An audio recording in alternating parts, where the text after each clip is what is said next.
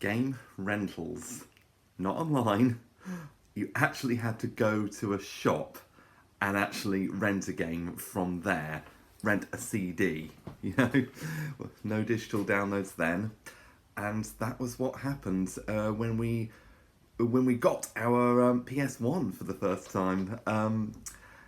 And the first game we ever rented from that shop was Formula One '97. Yeah, that was a long time ago. This was Signosis, wasn't Codemasters. Although Codemasters had another game in the works at that time. I'll tell you a little bit more about that one in a bit. But yeah, based on the '97 season, obviously. I sucked at this game.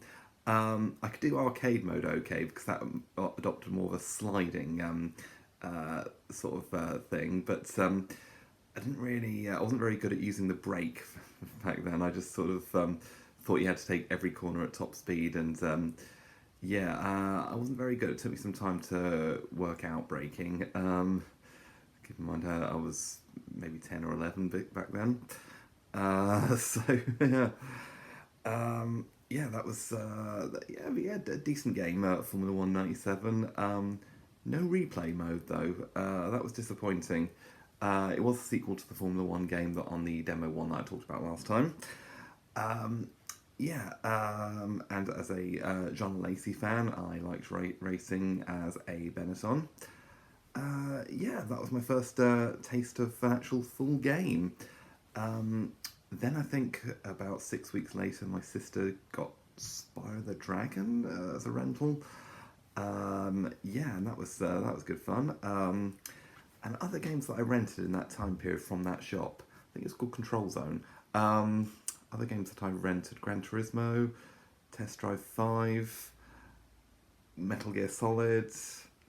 I don't remember any more off the top of my head. But those the weird. I don't know why I remember Test Drive 5. So Newman Haas Racing, that was another one. Yeah, a bit of a thing for racing games, as you can see. And Silent Hill, I did rent that as well. But this was back when I had to rely on guides, like in magazines, to get me through games like that. I wasn't really into platformers or anything. I think I did all ISS Pro '98, which became Pro Evo over the years. It lost the war to FIFA, probably something to do with the lack of licensing, and the fact that FIFA just improved a lot as a game.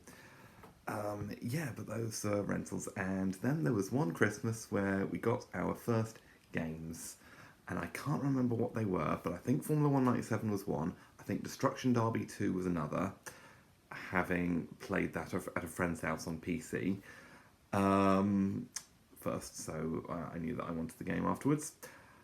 Command and Conquer, the original, that was another one, and that I got through okay until I got like level 5 on anything, and but that leads me to another point. We didn't even have memory cards. Yeah, you didn't have any built-in memory system. You actually had to physically go get them, but like buy a separate memory card if you wanted to save your games. Command and Conquer didn't matter though because that used passwords. But yeah, yeah, I couldn't save any progress or anything, which is a bit frustrating. Yeah, but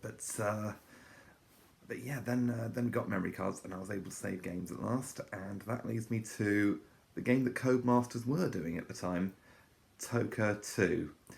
And that really was an introduction into gaming. Controller, but no steering wheel for me then. We couldn't afford that. But yeah, yeah, and the thing is, the touring cars, British touring cars, was the first series I ever watched, and yeah, and that got me learning the 8 tracks of the UK, and I loved that game to bits.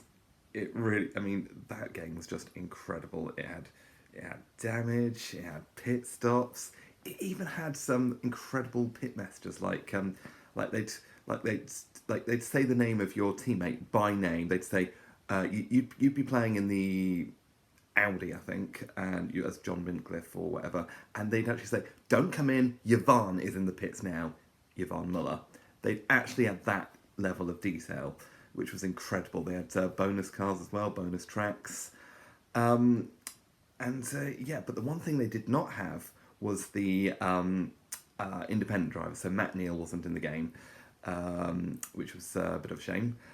Yeah, but that was pretty much my introduction to PlayStation and racing. And another game I want to talk about while I've got some time, Newman Haas Racing, based on the IndyCar season of '97, I think, maybe '98.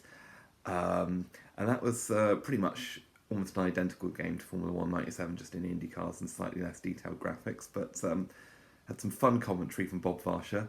Had some had some good circuits. Had a funny thing where if you crash into someone, you'd hear a gunshot noise. You wouldn't hear a crash noise. That was funny. And yeah, there wasn't really an arcade mode in that, but at this point I'd learned how to use brakes, and I really enjoyed that. That was my favourite PS1 game for a long time. Yeah, but those are the three. Oh, and it was Gran Turismo as well, but that's my cousin up in Liverpool had that game, and I practiced on there a little bit. Fireworks.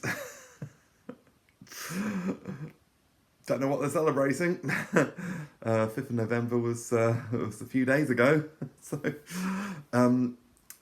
yeah, Gran Turismo. That was good fun. No damage in that game, but getting to try road cars and sports cars and upgrade them, like tune them. That's good fun. Yeah, and I played that game a lot. That had endurance and tyre wear as well, which is something you just did not see in a PS1 game. You had tyre wear actually in Tokka 2, but the touring cars game, but not to the level of detail that they had in the first Gran Turismo game. Yeah, so that was my introduction into full PS1 games, and I'll talk a bit more about less of the racing games and when I got into more action adventure games, and I don't really think I played anything else, just racing and action games. I don't think my sister was big on platformers, but yeah, I don't think I played anything else. Maybe the odd RPG in there. I'll talk about that in more detail in another video, but yeah, that was my introduction to console video gaming. What shall I do next? Yeah, I'll talk a little bit about Silent Hill and Resident Evil next, and maybe Metal Gear Solid and the Tenchu games as well. And Final Fantasy. Those are the 5 big ones that I played other than racing games. So I'll tell you about that next time. Goodbye.